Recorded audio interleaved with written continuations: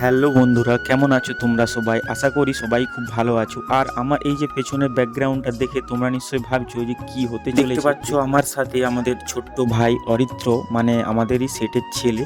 ওর আজকে বার্থডে, আর সেই জন্যই আমরা আমাদের সেটকে বলেছিলাম ওকে দোকানে আনার জন্য।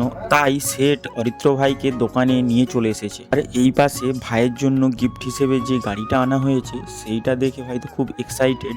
আর সেই জন্যই ও নিজে প্রথমেই চেপে ট্রাই করে নিচ্ছে। আর আমাদের রাশিয়ান বৌদি মানে প্রদীপ দা পেঁয়াজ কাটায় ব্যস্ত, দেখতেই পেলে তোমরা।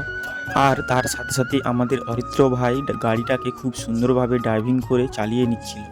আর তারপরেই শুরু হয়ে গেছে কেক কাটার পর্ব। আর ওই যে ওর সাথে যে কেক কাটছে ওইটা হচ্ছে ওর মামা।